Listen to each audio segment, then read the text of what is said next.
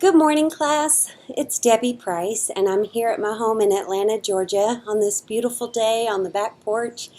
As assigned, I'm here to present my teaching philosophy video.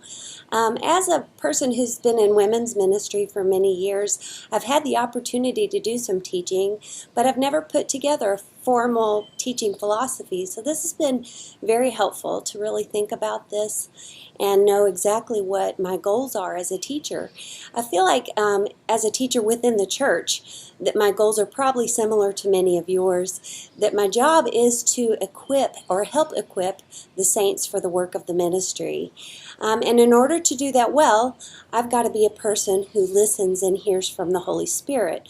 Because what I want for my students is for them to leave feeling like they've heard from the Holy Spirit through me, not heard from me. I don't want my flesh to be a part of the equation. I want the Holy Spirit to do His work in the classroom or teaching environment that I'm in. So it would be great if they leave my teaching experience feeling enriched and inspired, hungry for more, and eager to pass on what they've learned from the Holy Spirit.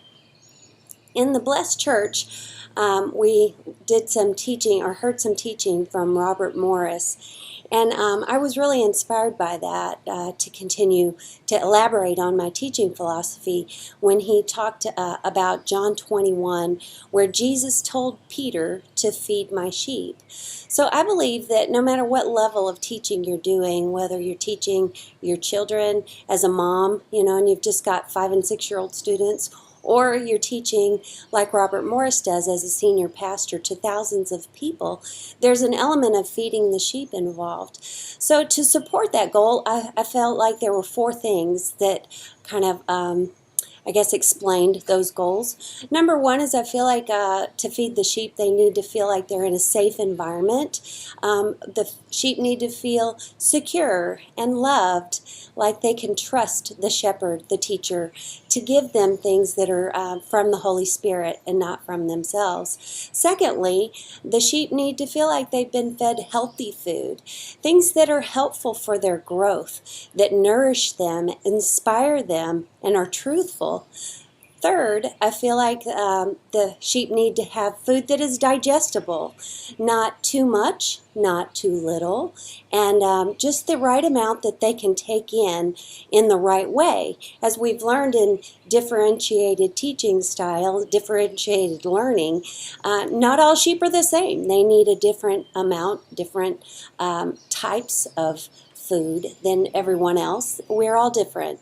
So that's very important. And number 4, the food needs to be desirable. As we've learned from Andy Stanley, pleasing presentation is a big deal. It needs to be engaging and attractive so that people leave the teaching experience wanting more teaching, but more importantly, wanting more of Jesus, wanting more of the power of the Holy Spirit and the things of God in their life. So how do we do this? I feel like Robert Morris again gave some good teaching on this. He said that in every message he gives, he wants to explain what the passage means and for everyone there to know exactly what he's talking about because the message is clear and articulate.